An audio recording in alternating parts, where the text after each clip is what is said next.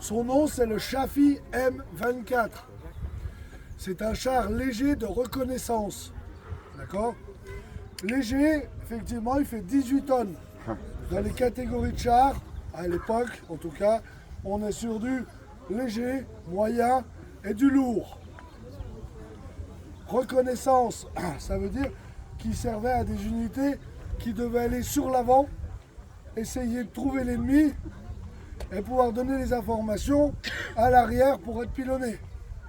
Ou alors ouvrir les voies des gros blindés derrière, parce que ceux-là sont plus maniables, plus tactiques. Le Chafi M24 a été construit à 5400 exemplaires à peu près. Mais il est arrivé très tard sur le théâtre des opérations. C'est-à-dire, on le voit apparaître qu'à partir des Ardennes jusqu'en Allemagne. Sur ce conflit, on ne sait pas exactement, mais entre 80 et 100 Chafi ont participé, plus ou moins, donc à la fin de la Deuxième Guerre mondiale. C'est donc très peu. Celui-ci était là pour remplacer le Stuart. Stuart qui était également un char de reconnaissance. Petit char léger de reconnaissance. Quand il est arrivé sur le théâtre des opérations, une formation a été faite au GI sur place afin que les militaires américains ne le confondent pas avec un petit Panzer. Effectivement, de loin, sa forme bien carrée, c'était pas la forme habituelle des petits chars de reconnaissance américains. Puisque vous voyez le Stuart, c'est quand même pas du tout la même forme. Il a une technologie qui est bien plus moderne, notamment celui-ci au niveau des amortisseurs. Vous avez vu, ça flotte, c'est déjà pas mal. Au niveau de l'équipage, on est sur un pilote, un copilote. Derrière, on a un chef de char, on a le chargeur et le tireur. 5 hommes. Là, vous avez vu, j'étais assis, le siège, il ne se baisse pas plus bas. Alors qu'en scène de combat, on se doit de fermer toutes les trappes. Donc il faut que la tête elle soit plus basse. D'autant plus que sur chaque endroit stratégique, c'est-à-dire pour tous sauf pour le chargeur, on a un périscope. Donc il faut être encore plus bas pour voir dans le périscope. Donc je pense que les gars, 1m40, un truc comme ça devant.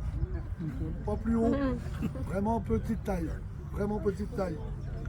On a une trappe d'évacuation, comme on a vu dans Fury, sur le Sherman. C'est pareil, ils n'étaient pas gros. Et souples. Enfin, des fois, il y a des choses qui devaient donner l'envie de partir petit routier. Oui. Voilà. Au niveau armement, là on est sur du 75. C'est pas très gros, mais je répète, c'est de la cavalerie, c'est de la reconnaissance. Ouais. C'est pas le but d'aller attaquer. Ça. On s'en sert s'il faut se défendre.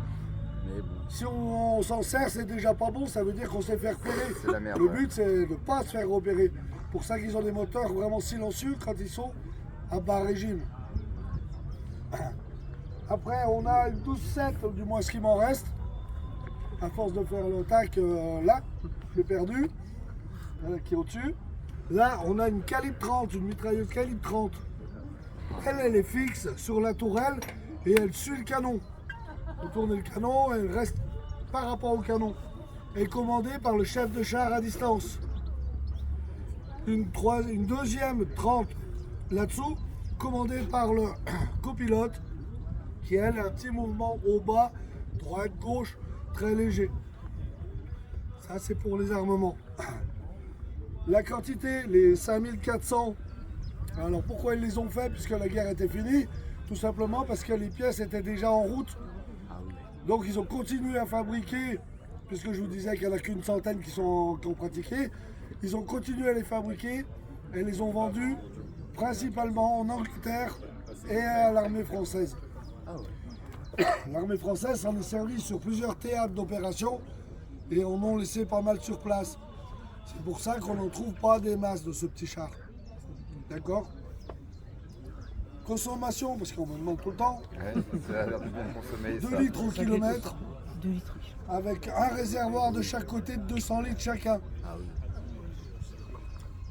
Motorisation, on est sur 2 V8 Cadillac. 347 chevaux chacun. Avec 2 boîtes hydramatiques, donc semi-automatiques. C'est pour ça que vous me voyez monter dans les tours. C'est pour faire passer les vitesses. Sinon, on ne passe pas. C'est pas du manuel. Déjà en 44, on est sur du semi-automatique. Ce véhicule, je l'ai récupéré comme épave. C'était une épave. Et j'en suis à 10 ans de restauration. Je suis dans mes premiers vraiment grands essais. Pour l'instant, depuis le début de la semaine, il tient. C'est bien. Bravo. Bien, Bravo. Merci.